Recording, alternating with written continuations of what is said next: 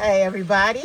I am Mrs. O, and I wanted to take this time out to interview my husband, the hip hop teacher, Mr. O, because a lot of you see his videos, you see the silliness, you see the teaching lessons, but I wanted you all to have the opportunity to get to know who he is and his background in education.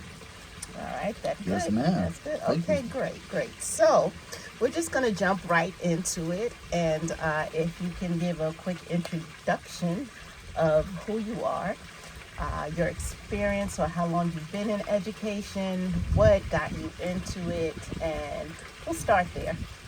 Well, I'm Mr. O, the hip hop teacher, yo.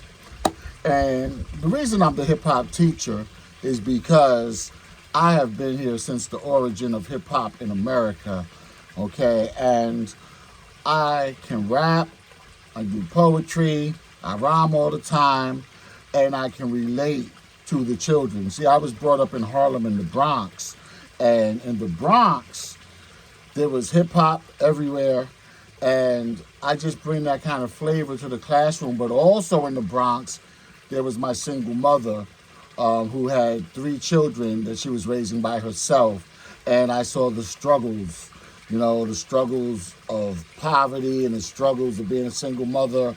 And later on, a lot of my friends ended up in jail, dead, even in psychiatric institutions. But some of my friends also ended up being doctors and realtors and lawyers and chefs and things like that. But I didn't want today's generation to fall victim to the peer pressure that my friends fell victim to. So I said, let me get into teaching. I've also been in finance, in educational book publishing, management, and all kind of professional situations like that. But at one point around 2007, I decided to go back to school to get my degree in sociology and psychology, and also my teacher certification in New Jersey. And the first people that called me when I was looking for a job was a school that was pretty much like a semi-private, semi-public, and also a school that worked with juvenile delinquents, where I worked with gang members that had to be taught, and that was Bloods, Crips, Grapes, MS-13, and that school also had almost everything on the spectrum, from Asperger's to bipolar to ADHD, schizophrenic, cutters, all kind of behaviors. And I had a high success rate, but there were also some losses, and I've been to some funerals of gang members and things like that, which was very sad. So I take that knowledge and I try to train with the students and, just show them that I care, because I do. That's why I got into this. And I think that most students feel that. So they like me because they feel that hip hop, they feel that love. Okay, that was a lot. That was a lot. But I feel you. So would you say that it was your upbringing that led you on this path to want to work with youth and work with children? Most definitely. Losing good friends that were close like brothers, and just seeing, females getting pregnant very early, and friends just not being prepared for the real world because they didn't take school seriously. That's what, made me get into education more. And even myself, like, there was just certain things that happened when I was running around, running in the streets, being silly in school. There were certain things that I was fortunate to see and say, you know what, you don't want to end up like them, so you better go on a straight path. And I really started getting serious around 11th grade. And once I started getting serious about my education and academics, I realized that I was smart. Oh, wow, this wasn't hard. It's just that I wasn't really applying myself. So I tried to show the kids, like, my success formula is success equals work before you play, and now I added talk, because almost all kids just talk, chatter, chatter, chatter, chatter. So before you play and talk, get this work done and give 110%. You know, so that's the success formula. Do that first. You're gonna have time in recess to play, lunch to talk, PE to play, and get some play dates after school. But while you're in school, it is time to absorb this information. Okay, and so I feel where you're coming from. So, how do you feel, or how do you think that your methods of reaching these children differ from what may be presented in public schools at this time? Why do you think that you are so effective in reaching the youth today? Well, I'm a Virgo. I'm very analytical, and I see loopholes in operations. Okay. And What do you mean by therefore, loopholes? I see what the kids are not getting. So what they're getting, it may be fine, but I also see where a kid is being shy and not asking questions, where they're trying to hide, where a kid is acting up, falling out of chairs, throwing things, smacking somebody in the head, because they really don't understand or they may be bored. So I try to bring a certain amount of humor and flavor, but I also let kids know this is how this really applies to you. Because the biggest question that we had, and most people had, is how does this apply in the real world? How's this going to help me when I graduate? So I showed them this is how it's going to help you when you graduate. And I just see that they teach to the test a lot, but we need basics. The kids need basics. They need basic phonics, basic reading, basic math, basic scientific method, and why, and how to create or innovate inventions and things of that nature. So those are the things that I see, and I say, hey, this right here, you can take it and you can take this and make a career out of it. Like no one told us, just anything. Like you could have a job, taking care of someone's pool. You could have a job in HVAC, air conditioning. You could have a job being a mechanic, fixing tires. You could have a job creating paper clips or bandages. Like people make millions of dollars off of these things. Being a painter, they just have you in a book and you regurgitate what's given to you, the information, and then later on you take a test and you try to start a career.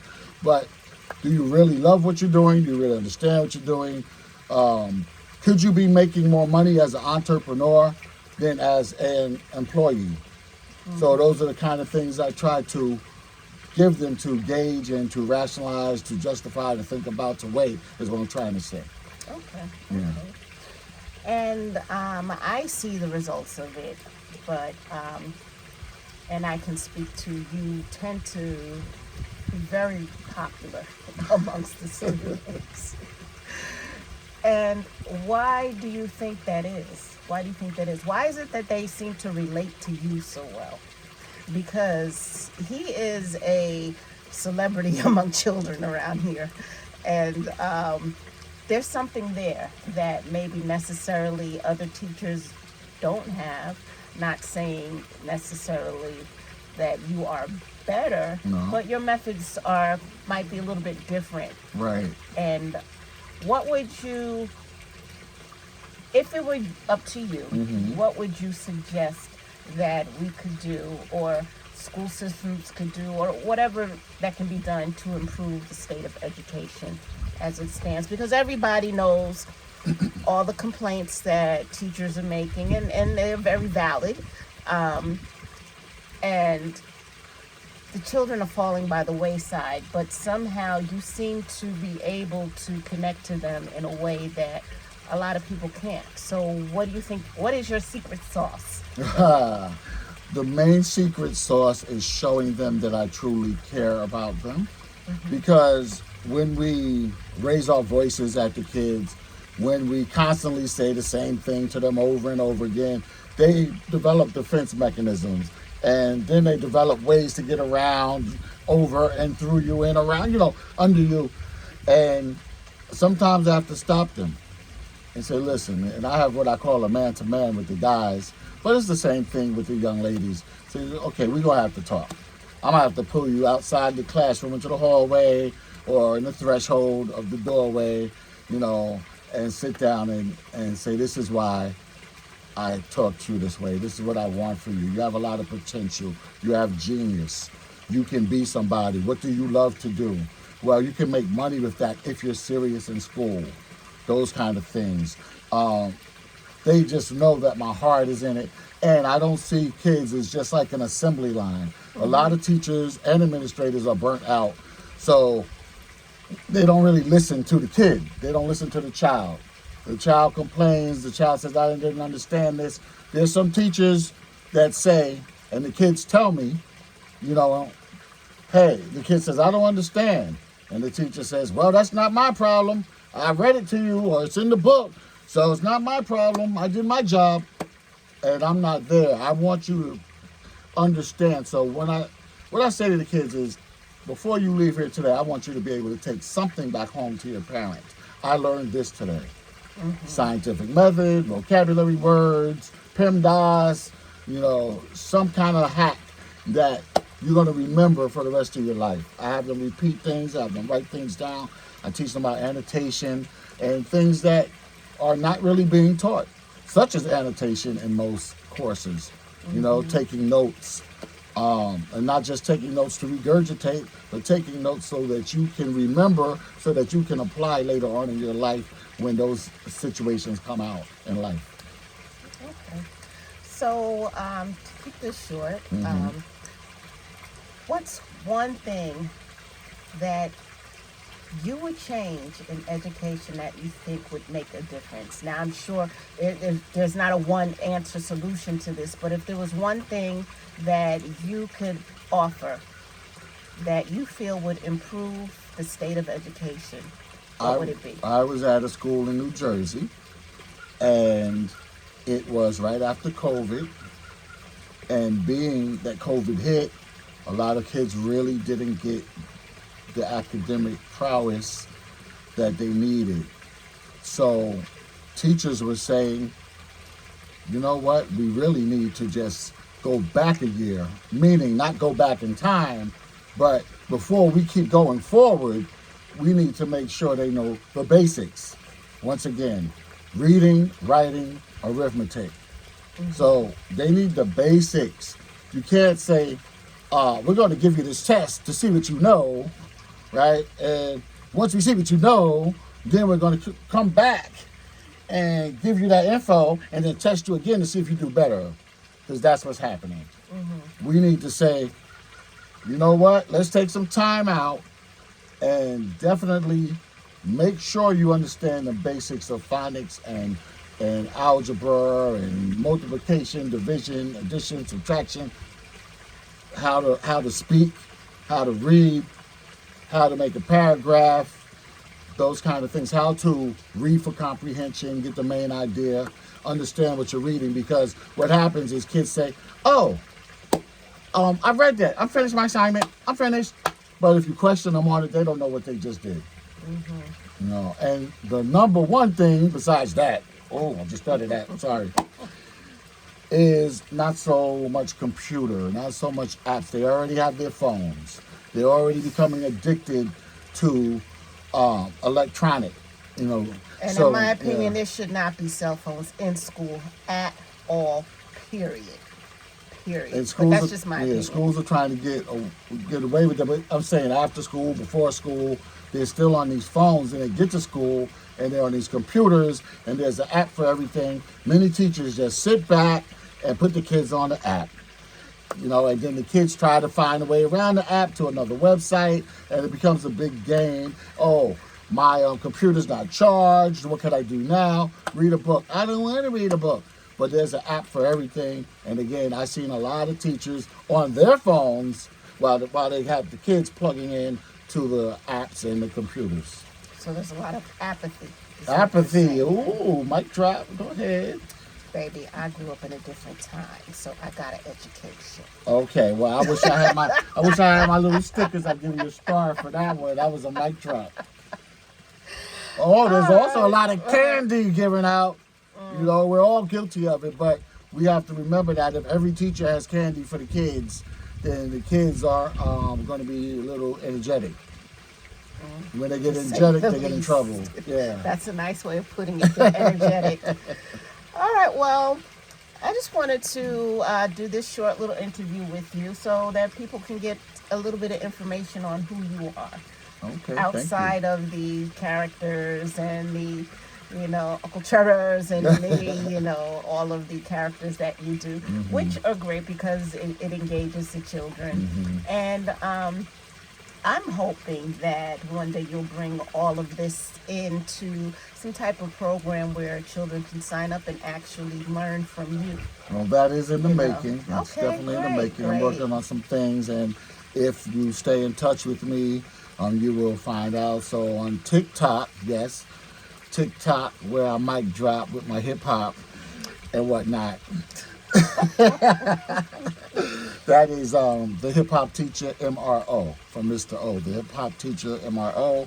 YouTube, the hip hop teacher, the hip hop teacher.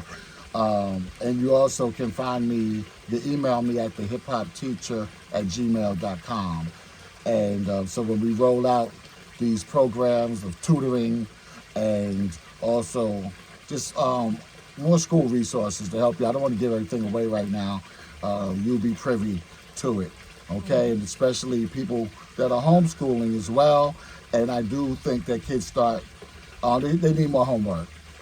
And, if the homework is fun and the homework has flavor, then they will like to go to that app or to that website, etc. All right. Well, thank you for letting me interview you. Quick little interview and speaking with me today. It's been wonderful. And I would like for you to give me some more knowledge later. That was not Freudian. All right. Well, thank you guys for paying attention and, taking a little bit of time out of your day to watch this video. Once again, we have Mr. O, the hip hop teacher, and he gave you all of his socials. Look up Mr. O, the hip hop teacher, MRO, TikTok, Instagram, YouTube, and email. Amen. All right. Thanks. Peace. Peace.